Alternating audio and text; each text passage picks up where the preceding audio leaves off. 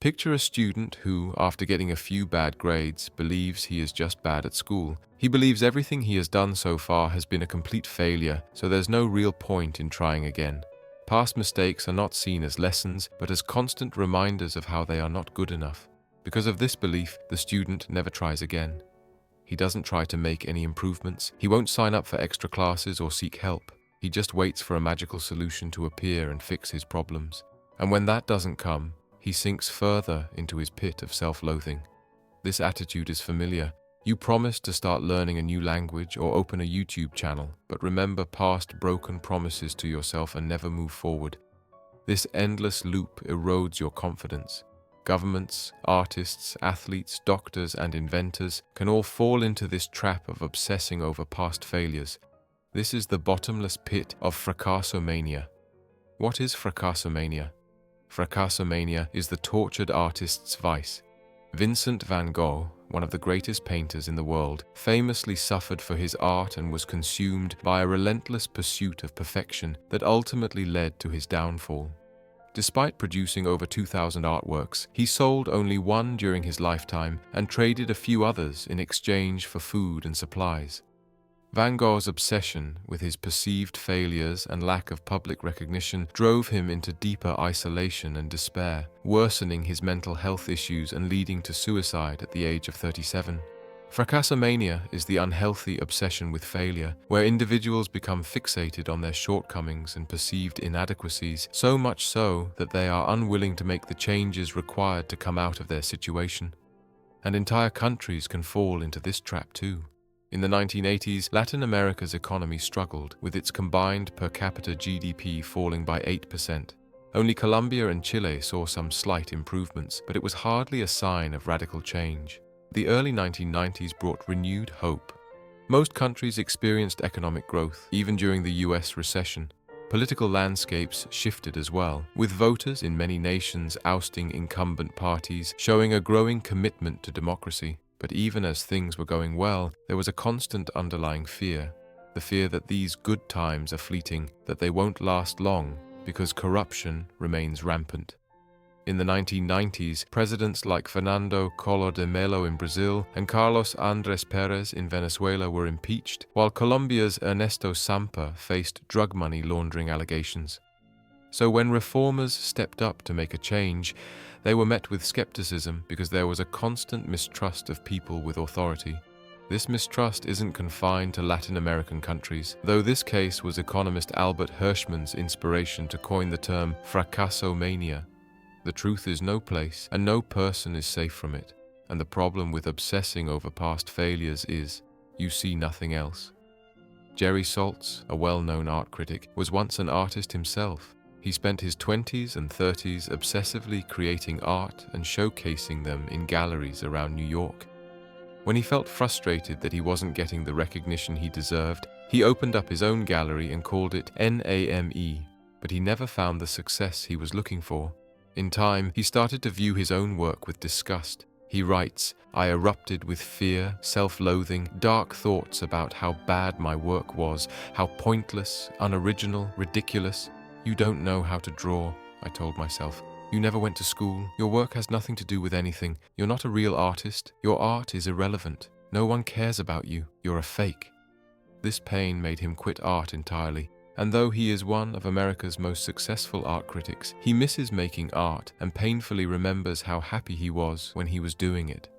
Fracasomania has a way of making us blind to reality. In Jerry Saltz's case, a fear of failure, ridicule, and criticism drove him to abandon what he loved. But on a national level, this blindness and obsession with past failures can lead to deadly consequences, because if an untrustable government puts down a law, there will be resistance.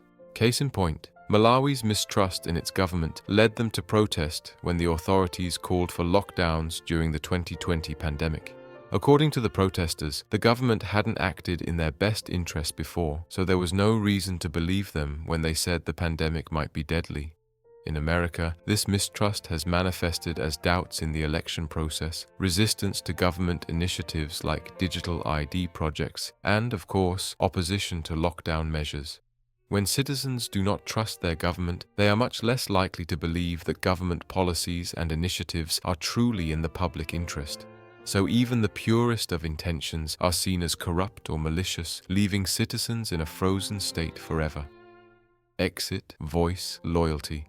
This was the problem with Latin America that Albert Hirschman was concerned about, but he did offer a solution. In his book, Exit, Voice, and Loyalty, he talks about the 3 key ways employees can deal with a bad situation in their company: either walk out, speak up, or stay loyal no matter what. This philosophy applies to citizens in a country with a bad government: immigrate, protest, or remain patriotic. It also applies to individual people stuck in their own loops of being obsessed with failure. The impact of fracasomania. If you are constantly overlooked for a promotion at your job, you can resign and find a place that will appreciate you, or you can confront your higher-ups. If you're stuck in a bad relationship, you might break up or approach a couple's therapist to solve your problems. If you choose to stay loyal in any of these situations, you have to be content with whatever comes next, because that is the price of loyalty. Staying stuck in a dangerous pit of fracasomania shouldn't be an option, because when you constantly think about your failures, it affects your decision-making skills. People having a deep mistrust in their government is one thing, but to not trust yourself is an entirely different problem.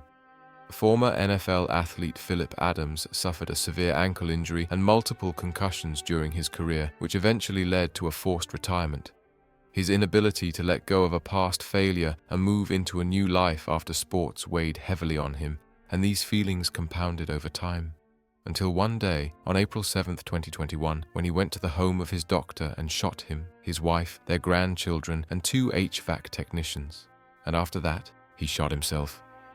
This is an extreme case of fracasomania, one where you're so blinded by your obsession that you can no longer ground yourself in reality. In milder cases, fracasomania simply keeps you from enjoying your life. Each time you want to start a new venture, you look back and see a string of abandoned projects, and you allow it to dishearten you. You've given up so many times, so why even start? Why add to a laundry list of items you failed at? A lack of action eats away at your self-esteem, leading to poor decision-making and bad results, which only intensify your fear of failing. Over time, this erodes your resilience, making it harder to bounce back from setbacks. As you lose confidence and resilience, you gain something else: learned helplessness. This is when you start believing you're incapable of doing anything right, so why ever try? This mindset traps you in a cycle of defeat and hopelessness, and you become stagnant. It might sound like a never-ending loop, but there's a way out: reforms. To end the obsession with failure, politicians in Latin America have tried to mix market reforms with democracy. Market reforms like reducing government control and ending business subsidies to make politics fairer. These reforms can break the toxic ties between rich business people and politicians, therefore reducing corruption and making the economy more competitive. People can now push for changes within a democratic system instead of revolting. Where once corrupt politicians were forced out through military coups, now they are impeached using constitutional methods, which shows some level of trust in government procedures. A similar shift happened in Singapore after its independence in the 1960s. Under British rule, corruption was rampant in civil service and government sectors, and there was a severe housing shortage. After the ruling People's Action Party took office, they emphasized meritocracy, pragmatism, and zero tolerance for corruption in the public sector, which helped build back public confidence. Today, Singapore consistently ranks highly on global governance and trust in government indicators. Choosing to break the cycle works wonders at an individual level too. James Dyson, the inventor of the Dyson bagless vacuum cleaner, suffered through 5,127 bad prototypes before getting it right. It was financially and emotionally tiring, but he knew obsessing over his thousands of failures wouldn't make him his empire. None of the final products are perfect. Corruption and misuse of funds still exist in most countries, and every inventor, artist, and athlete wishes they did something a little bit differently. But rather than obsessing over failure, it's far more encouraging to focus on what's going right, even when it feels like there is no light at the end of the tunnel. And that's the key to coming out of the fog of fracasomania. It's worth stepping outside and deciding your next course of action. Exit or voice? Do you leave the situation or protest it? It becomes easier to build trust when you see follow-through. The people of Latin America and Singapore saw promises being kept. Successful artists and inventors learned from their mistakes and made visible shifts. But follow-through can only happen when you make the initial promise and start. But that first step is often the hardest. How do you trust yourself enough this time? How do you know you won't fail yet again? You don't. But you can start small. Make a promise you know you will keep. Whether it's writing one page of your novel, learning 5 new words of a language, or creating an outline of a YouTube video script. Follow through consistently, and each tiny victory will compound, showing you that you can rely on yourself to achieve bigger goals. Breaking the cycle isn't easy, but you have everything to lose if you don't. And if reform is possible at such a large scale, it's possible for you too. If you enjoyed this video, like and subscribe to Memopoli, and most importantly, share your anecdotes, examples, and thoughts about Fracasomania in the comments below. See you next week.